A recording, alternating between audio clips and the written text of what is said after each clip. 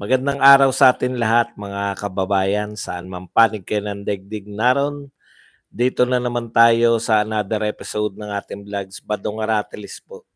Pag-uusapan natin ngayon, ito po, no, ipokrito po itong mga nagpapa-impeach na mga politiko at saka mga grupo kay BP Sara pero dehin bokiki sa mga anomalya ng ating pamahalaan. Di po ba? O mamaya papaliwanag natin yan. Yan lang po ang ating tatalakayin. Mahaba po yan. Iisa-isahin po natin yung mga politiko at yung mga kasalanan nila sa taong bayan. Lalong-lalo na dyan sa impeachment na yan. Yan po ang pag-uusapan natin. Pero bago yan, kung bago ka pa lang dito sa ating channel, mag-subscribe ka na. Dahil ito lang ang tayong channel na may kinikilingan, may pinapanigan, una sa balita, huli sa impormasyon, kaya ano pang hinihintay nyo? Pindot na, okay. Pag-usapan natin, no? Alam nyo po, hindi ba kayo nagtataka bakit confidential fund? Kasi para yung linya nila na ayaw ipaliwanag ni BP Sara yung confidential fund, sumakto. No?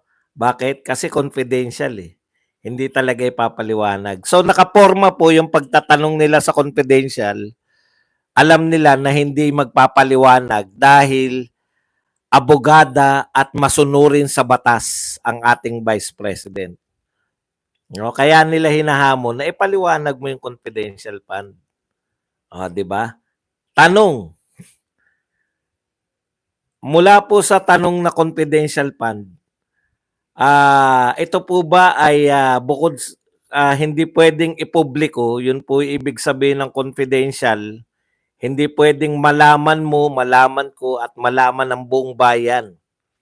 Kaya tama po lang yan. Kung ang gusto po nilang palabasin, na gusto nila maging transparent si BP Sara, talagang hindi magiging transparent pagdating sa confidential fund. Ang tanong, yung iba bang bukod ba sa confidential fund, may pondo pa ang Office of the Vice President at yung DepEd Secretary nung siya pa Secretary?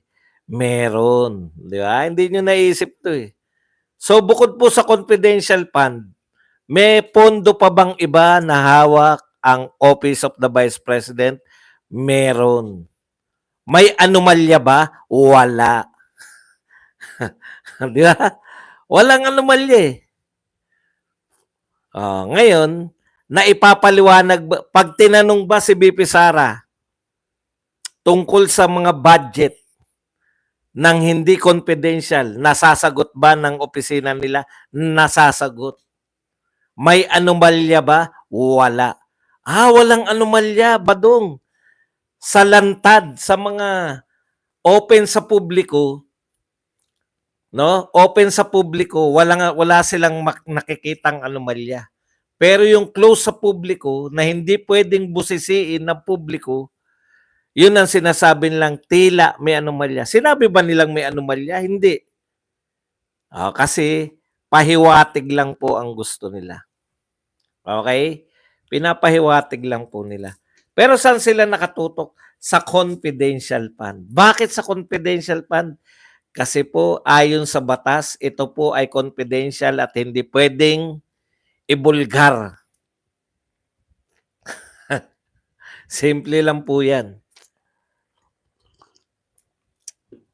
125 yan ba doon? 125 million yan. Billion po ang confidential fund ng Pangulo ng Pilipinas. Pero kaming bang nakakontra sa Pangulo ng Pilipinas? Inuusisa ba namin kung saan niya ginastos? Hindi po. Kasi marunong kami. Alam namin na pag sinabing confidential fund, no? Alam namin na hindi ito dapat ibinubulgar. Okay. Tanong.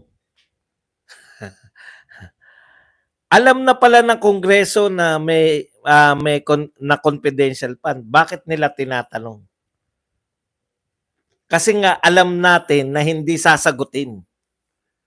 Kung hindi sinagot, sasabihin may tinatago. Nakukuha nyo, simpleng technique lang yan eh. Kahit wala kang kasalanan, palalabasin nila na may tinatago ka. Ano yung tinatago na nga uli? Confidential fund. Bakit tinatago? Kasi confidential. Pag sinabi bang confidential, dapat mong ilantad? Hindi po. Dapat mo yang itago kasi confidential. Ano na natin sila, no? Yung mga sinasabi nila, ano na natin? Sinasabi nila ba itong dapat transparent? O, transparent pala. Bakit yung Pangulo hindi niyo imbestigahan yung confidential fund? Ah, kasi hindi siya Duterte. Yun lang yun, no? Kasi hindi siya Duterte. Bakit wala nagtatanong, Pangulo, saan mo ginamit yung confidential fund mo? Hindi kami magtatanong, alam namin eh. Pag sinabi kasing confidential, alam namin na hindi pwedeng ipubliko. Kaya kahit kami magtanong ng magtanong, hindi dapat sumagot ang Pangulo kung saan niya ginagamit. Pero kayo, selective yung sinasabi niyong transparent. Dapat transparent ang confidential fund. May transparent naman pondo. Pasimplihin po natin, may transparent na pondo ang OBP. Bakit hindi nyo tinatanong? Transparent nga eh. Nakalantad nga eh. Di ba? Nakalantad. Pag sinabi nyong may anomalya, pwede namin tignan. Wala namang anomalya. Eto, malinaw. Pag nakalantad, hindi nila inuusisa. Pag transparent, hindi nila sinasabi, ay, binuksan to. Yun po yung malinaw na taktika. Okay. Basahin po natin yung palusot ni Teddy Casino. Kung hindi nyo po kilala si Teddy Casino, dati po siyang, siya po ay dating congressman ng Bayan Muna na kasama nila Franz Castro sa Makabayan Block. Okay, tinatanong na sila, kayo, Franz Castro and Company, hindi na po nakakapatiis yung mga taong bayan. Tinatanong na sila.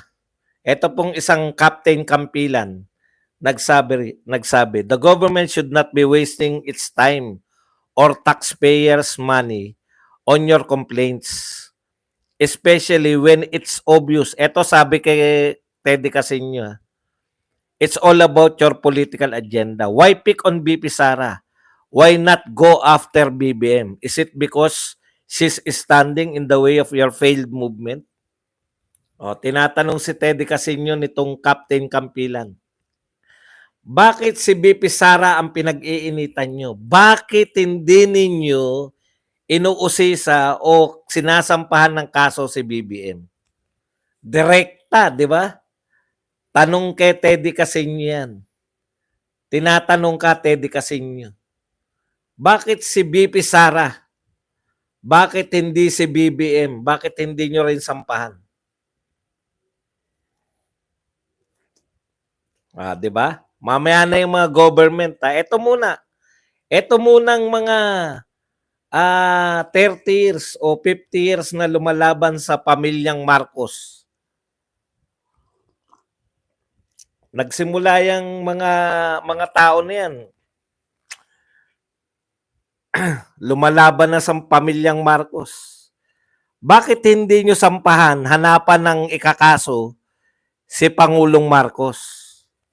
Bakit nakatutok kayo sa pagkakaso? Kasi nagkaso na sila. Yung Makabayan muna to ha. Nagkaso na yung Makabayan, kasama to si Teddy Casino, kay BP Sara. Yan yung pangalawang complaint ng impeachment. Ito sagot niya. Sa mga nagsasabing, why don't you go after BBM? Kami yun ha. Why don't you go after BBM? Ito po ang masasabi ko. Saan planeta ka nakatira? O saan planeta daw tayo nakatira? Sa Earth. Sa Earth. Tatanong mo pa ba anong bansa namin? Pilipinas. Yan. Tignan nyo ha. Ito po ang katwiran ng mga taong dinimanda o sinampahan na reklamo si BP Sara. At tinatanong natin sila ngayon kasama nitong nagtanong sa kanya ng direkta. Why don't you go after BBM? Bakit hindi ninyo sampahan din ng kasong impeachment si BBM? Hindi nyo naman siya kakampi, di ba? Siya ay maliwanag na kayo ay anti-Marcos, anti-martial law. Ha? Ito po ang sagot ni Teddy Casino. Anong anyari sa'yo ba daw? Sa mukha ko ba? Oh. Anyari sa mukha ko? Natulog ako. Pagising ko, ganito na. Ito po ang sagot niya. Sa mga nagsasabing, why don't you go after BBM? Ito po masasabi ko. Saang planeta ka ba nakatira? Sino ba ang nangampanya ng gusto laban kay BBM noong 2022? Gandang tanong yan. Kayo. Kasama ng mga dilawan at kakamping. Kayo, mga makabayan. Sasagutin natin yung mga tanong niya. Sino ang nagrally kontra sa rehimeng Marcos II sa unang sona pa lang ni BBM? Kayo. Sino ang pinakamasigasig na tumututol sa Maharlika Fund, Chacha, Food Importation Policy at panloloko ng bagong Pilipinas? Kayo. Sila. Gusto nila sabihin na kami ang tumututol. Kami. Yung mga sagot nila, kami. Kami. Tapos ngayon, dahil pinapanagot din namin ng Vice President ninyong corrupt, sasabihin ninyong, why don't you go after BBM? Baka nakalimutan nyo na ang Vice President nyo ang susi sa pagbabalik ng mga Marcos sa Malacanang. Actually, kayong mga DDS ang dahilan bakit nanalo si BBM. So, tigilan nyo na yung hypocrisy. Wag ako. Nasaktan ba kami? Inaamin namin na kami nagpanalo. Maraming salamat sa recognition na kami nagpanalo kay BBM na hindi matanggap-tanggap ng mga loyalista. Paalala mo sa kanila, Teddy Casino, na kami nagpanalo kay BBM.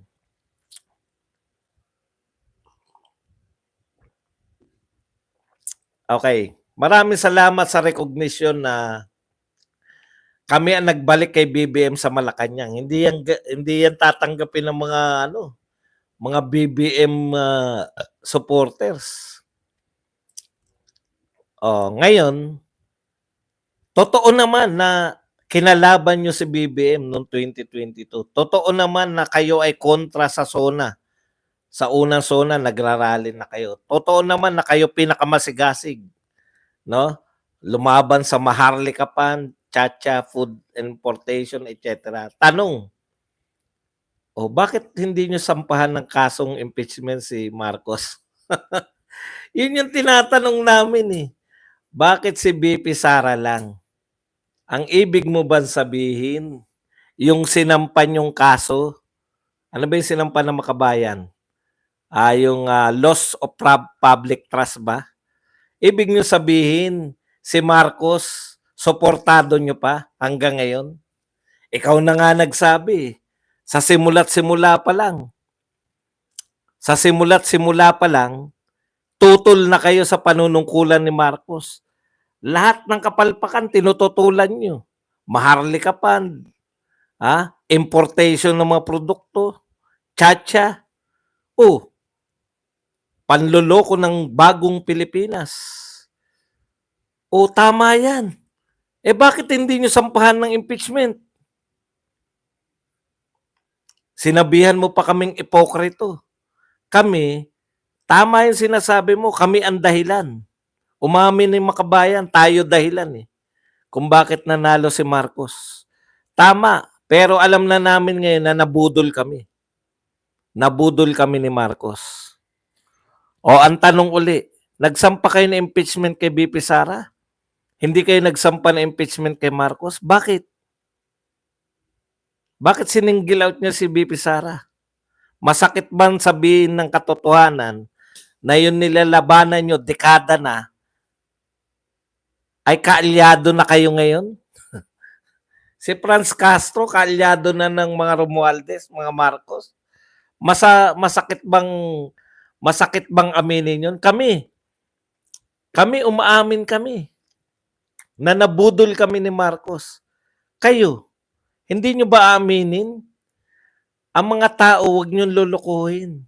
Sabihin nyo, kaya kami hindi nagsampa ng reklamo kay Marcos dahil kaalyado na namin siya ngayon.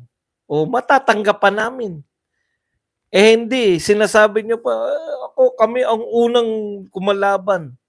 Bakit hindi nyo sampahan ng reklamo? Impeachment. Wala nilabag? Wala nilalabag si Marcos? Si BP Sara meron? Sino may sabing may nilalabag si BP Sara? Si Franz Castro?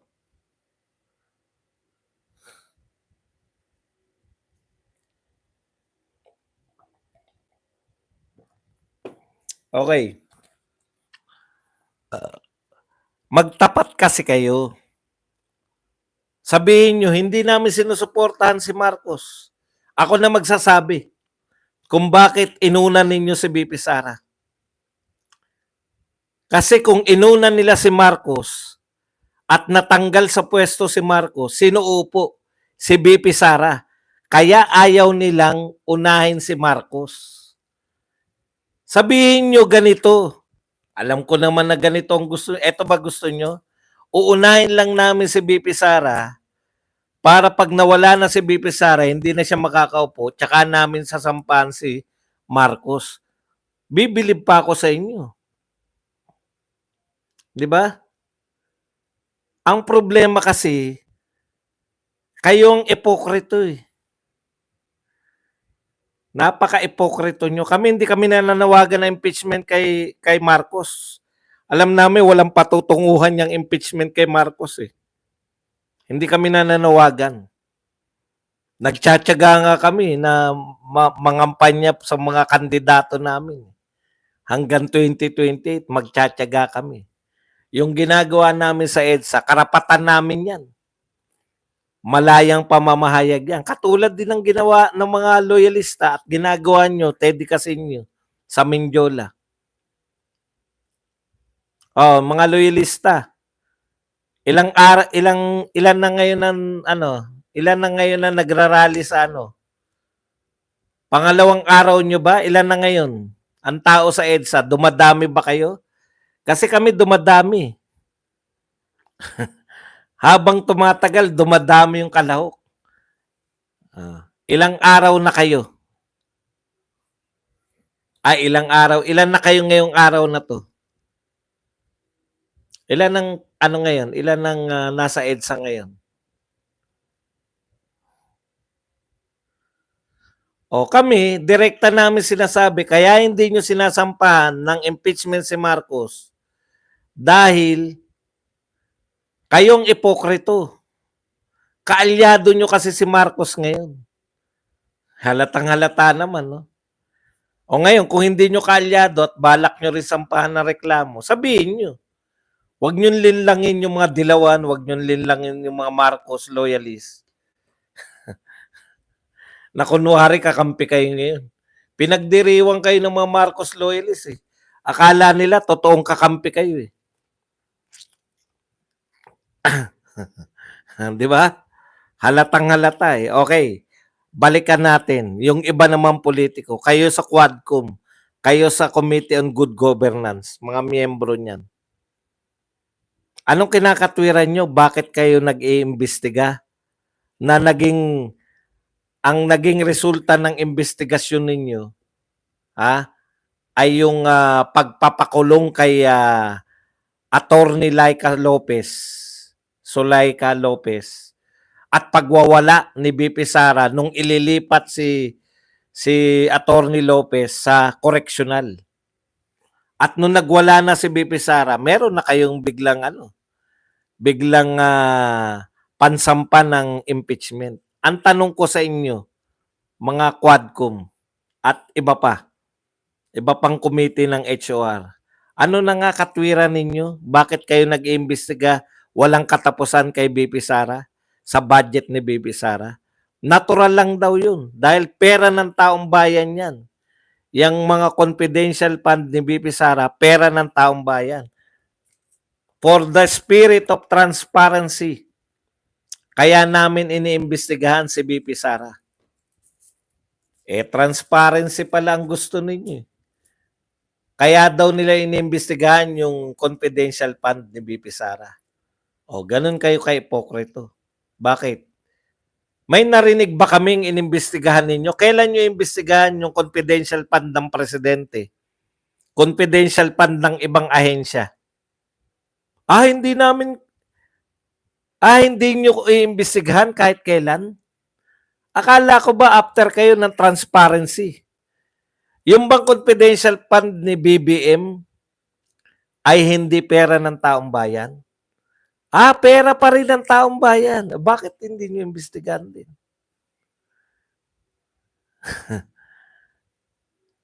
Yung bang confidential fund ng ibang ahensya, hindi yan pera ng taong bayan? Pera din ng taong bayan, bakit hindi nyo rin imbestigahan? Opo, direkta ko kayong sinasabihan na ipokrito kayo kung ang gagamitin ninyo na katwiran ay transparency, kaya kayo nag-iimbestiga.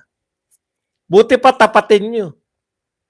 Kaya namin iniimbestigahan si BP Sara. Kung ganito sana sagot nyo, hindi na kami magtataka. O tututulan pa rin namin kayo, kukundina pa rin namin kayo. Kaya lang, punong-puno kayo ng panlilin lang. Transparency. Dahil yan ay pera ng taong bayan. Natural, gusto naming ipakita kung paano ginastos. Bukod kay BP Sara, sino pa inimbestigahan ninyong confidential fund? Wala. Wala na. Wala na kayong ibang imbestigahan? Ang galing nyo mag-transparency sa isang ahensya lang. Sa Office of the Vice President lang at saka sa DepEd. Gusto nyo maging transparent sa Office of the Vice President lang at saka sa DepEd. Di ba? Yun, ipokrito yun. O tanong, yun po bang budget na pinampagawa ng mga flood control project ay pondo ng taong bayan? Hindi na to confidential fund. 'Di ba?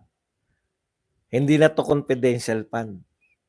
Ipokrito kayo kung wala kayong moves na alamin kung tama yung sinasabi ng Pangulo na una, nabangga yung confidential fund. Nabangga yung, tapos na tayo sa confidential fund, napatunayan natin na ipokrito kayo. Dahil isa lang po yung gusto nyong imbestigahan na confidential fund. So yung sinasabi nyong transparency, yan po ay hypocrisy. Dahil gusto nyo maging transparent sa dalawang ahensya lang. Sa DepEd at saka sa OBP. Paano yung iba? Ikalawa, wag na yung transparency. Dito tayo sa regular na pondo. Pwede talaga, ito po dapat nilalantad sa tao. Hindi nyo ba man lang imbestigahan yung sinabi ng Pangulo?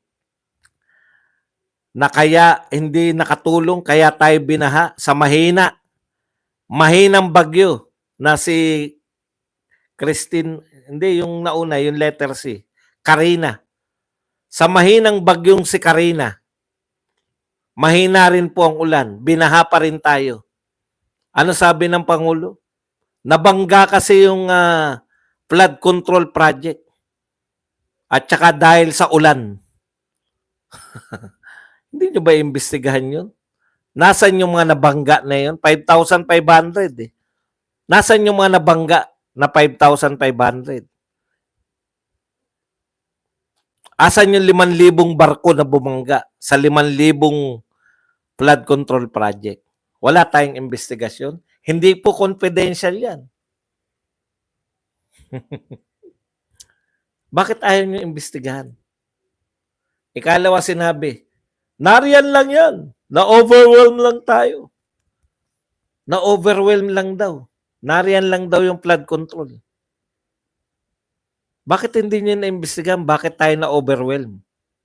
Nariyan lang pala. Ano ibig sabihin ng na-overwhelm tayo? Bakit kayo nagpo-proyekto na 1.4 billion a day na halaga na flood control kung babahain din tayo tuwing may bagyo? Para saan yung flood control kung babahain din tayo? Wala lang? Bakit yung bakit sasabihin nyo, may flood control din naman si Digong eh. Hindi tayo binabaha ng ganyan. At hindi kasi laki na 1.4 billion a day.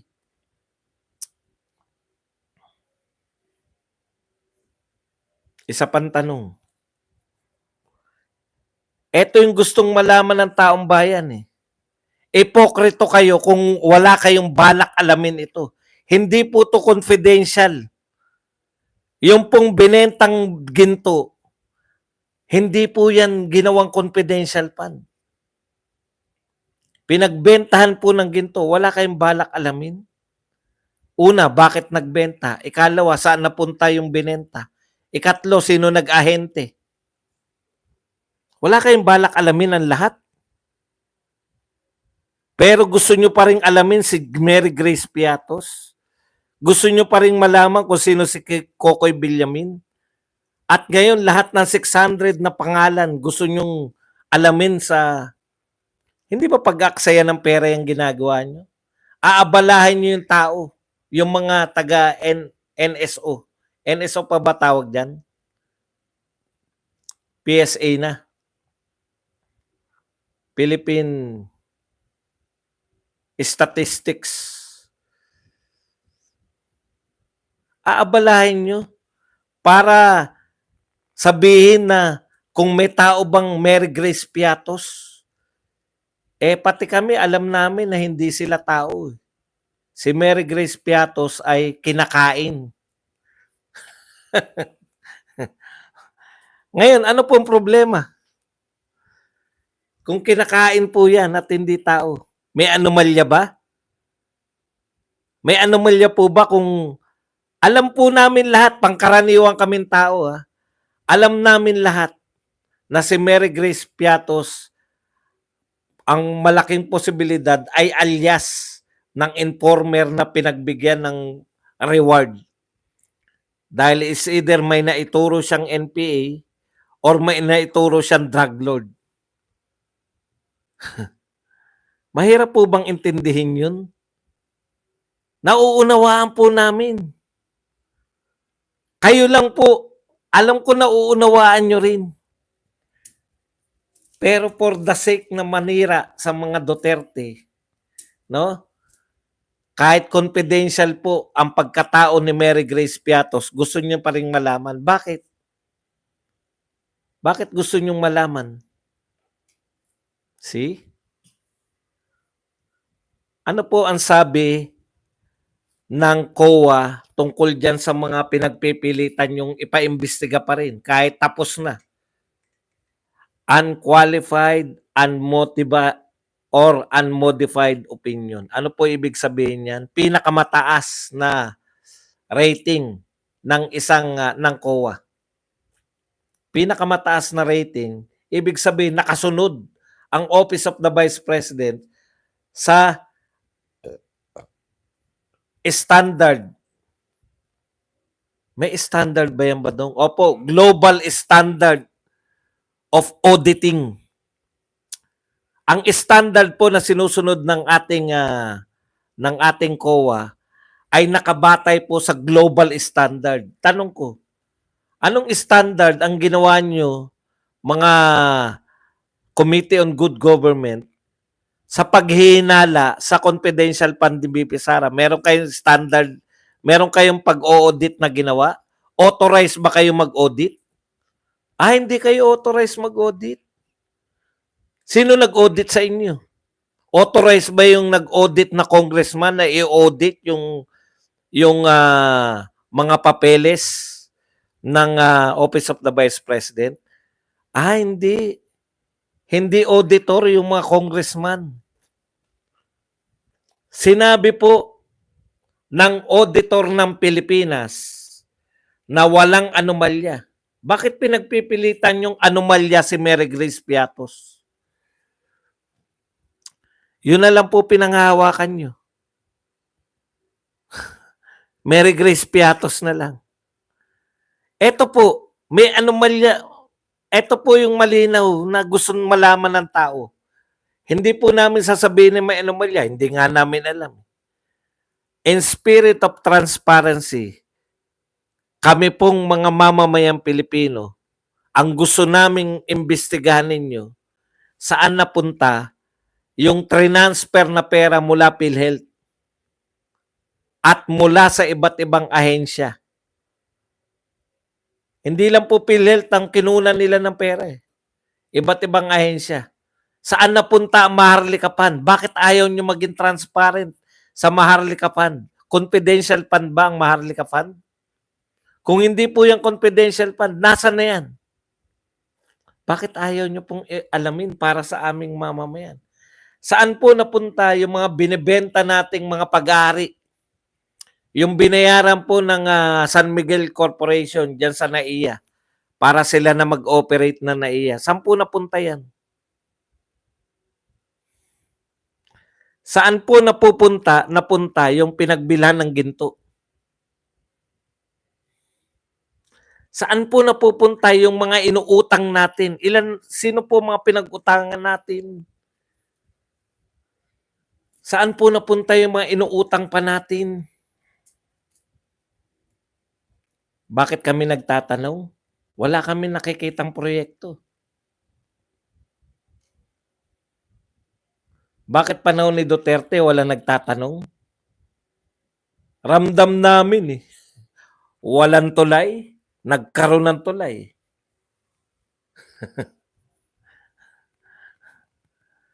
Sa bagay, ramdam din naman namin kay Marcos.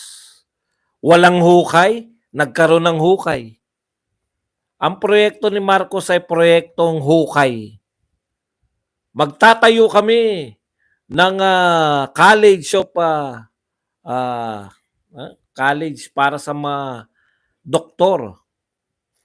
Hukay. Magtatayo kami ng kidney institute sa mga region. Hukay. Panay groundbreaking. Tapos groundbreaking pala. Hindi naisip ni ano yan. Hindi naisip ni Duterte yan. Alam nyo sila makakantsaw. Ganito eh. Naisip ni Pangulong Marcos na magtayo ng mga iayos yung kidney center. Hindi naisip ni Digong yan. Hukay. Groundbreaking. Tama po kayo, hindi po maiisip ni Digong na ipagmalaki ang groundbreaking. Sa dami po na napatapos na proyekto ni Digong, hindi niya po ipagmamalaki yung groundbreaking lang. Nakailang groundbreaking na ba si Marcos? Ipagmalaki nyo.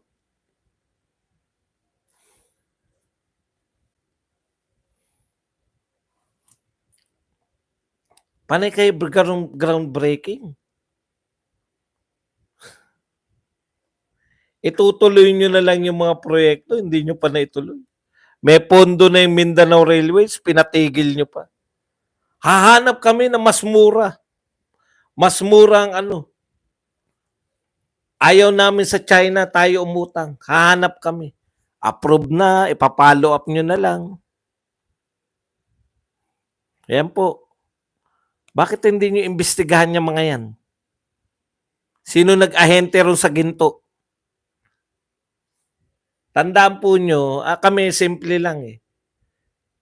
Marami sa aming mga mamamayan, no? Marami sa ating mga mamamayan na narito. Minsan sa buhay namin, nag-ahente kami. Kahit na ano lang, o hindi ahente, nagtinda kami. Nagtinda kami ng banana Q, kamote Q. Nagtinda kami ng mga pandesal. Ako nag-special offer. Yan, tinapay, nagtinda ako ng mga pandikoko. Alam natin na pag may tininda, may kumita. Hindi nyo kami maluloko dyan. Kaya po, gustong-gusto nyo magtitinda ng mga pag-aari ng gobyerno, imposible pong walang kumita dyan sa mga nagtitinda na yan. Huwag nyo sabihin sa aming may nag-alok, may bumili, tapos walang kumita.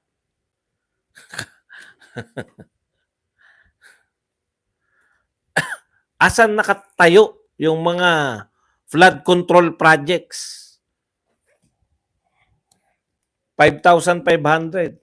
Next year, 5,500 na naman. O 5,000 mahigit na naman. Hindi pa nga namin nakikita yung 5,500. May pondo na naman para sa 5,000 sa susunod na taon. Wala na bang kaya wala nang baha dahil another 5,000 projects?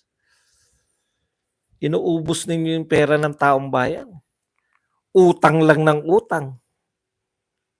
Sa panghuli po, ito lagi kong sinasabi.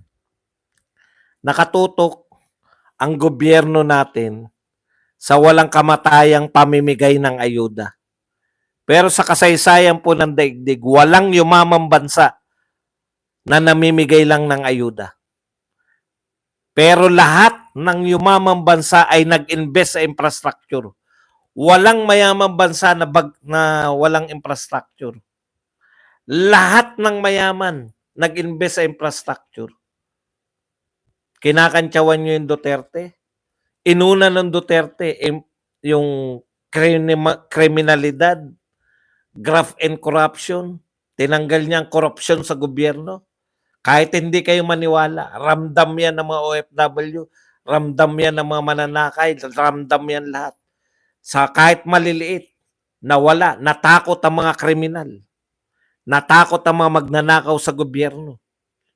Nung panahon ni Duterte, may takot. Nawala yung laglag bala na malabis na nakakapekto. Tayo ang pinakamukhang tangang airport. Tayo lang po ang may airport na may lamesang mahaba sa labas ng airport. Bakit po may lamesang mahaba? Kasi yung mga OFW, babalutin nila ng plastic yung kanilang mga bagahe. Dahil pag hindi nila binalot, may himala na lalaglagan ng bala.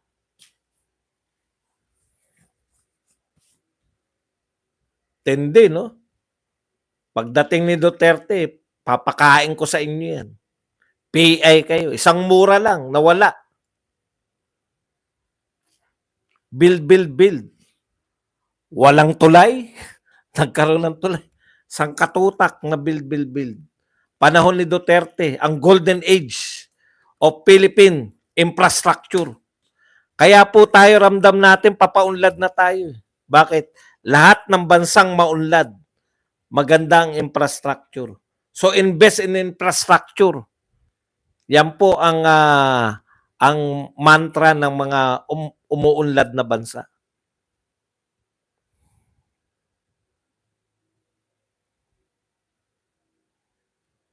Kaya po, tiwala tayo na uunlad tayo. Tama direksyon natin. Laban sa kriminalidad. Sabi nga, ang droga, hindi po yung yung war on drugs, hindi lang po yan simpleng war on drugs. Yan po ay pinakamalaking susi laban sa kriminalidad. Bumaba po ang krimen. Mula panahon ni Pinoy hanggang kay Duterte napababa. Itong umaani na na-eliminate ni Pangulong Duterte, maraming droga nung panahon niya, maraming addict. Na-eliminate ni Pangulong Duterte, yung hindi natin masabi na na-eliminate lahat. Pero okay ang war on drugs. Dahil dyan, bumaba ang krimen na hanggang ngayon. Tapos, kakantsawan pa. Yung mayroong anong tawag doon? Yung dahilan kung bakit mababa ang krimen, nakakantsawan pa. Minamasama pa yung tanging dahilan. Sabi nga ng isang prikit, 7 sa bawat 10 krimen ngayon ay dulot ng droga. Ngayon. Bumalik na po ang droga. Ay, noon pa yan.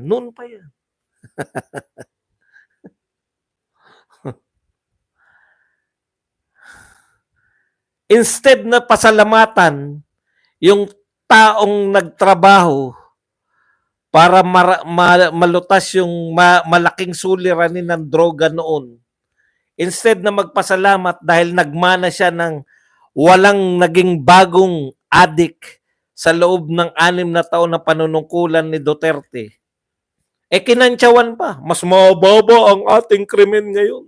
Mas magaling tayo. Magaling nga tayo kasi hindi na krimen sa atin yung pag-addict . Ngayon, ngayon. Hindi na krimen ang pagiging addict. Ayon mismo sa PNP chief, nagdadagdag lang ng oras. Hindi talaga siya addict dahil gusto niya mag-addict. Siya ay gumagamit para ma-extend ang oras. Nakakatulong sa ekonomiya pala. Ang droga. Hintayin natin na magkaroon ng award yung mga addict. Ang pinakamatinding extension ng oras, 2 araw pong hindi natulog.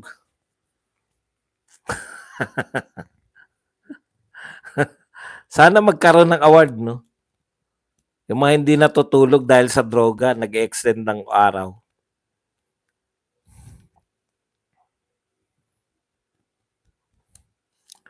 Kaya po, masasabi natin na yung mga politiko na sumuporta sa impeachment ni BP Sara, pero hindi magsasampa na impeachment kay Pangulong Marcos, ipokrito yung mga yan. Ibig nyo sabihin, yung 125 million na confidential fund ay mas malaki pa kaysa sa bilyong confidential fund ni Marcos?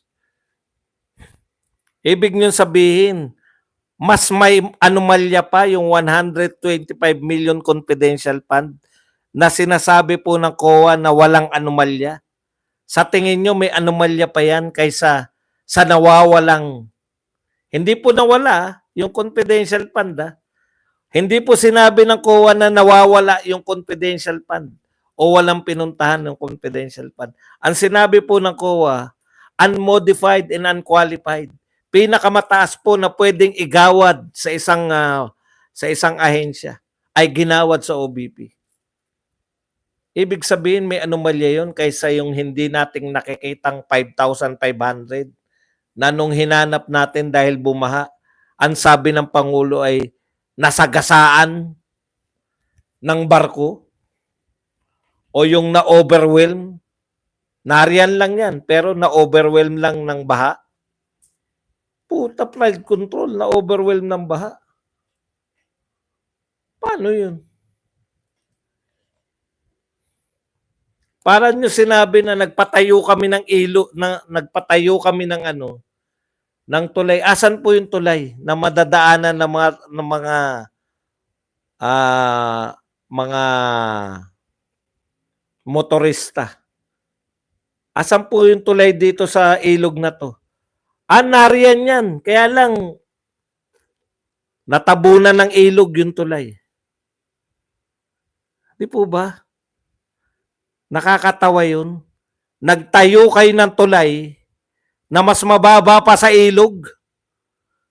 Kaya nung hanapin, nariyan yan . Kaya lang natabunan ng ilog. Yung tulay natabunan ng ilog. Tatanggapin natin yun. Ganun po natin tinanggap yung nariyan yung flood control projects. Kaya lang na-overwhelm ng tubig yung flood control.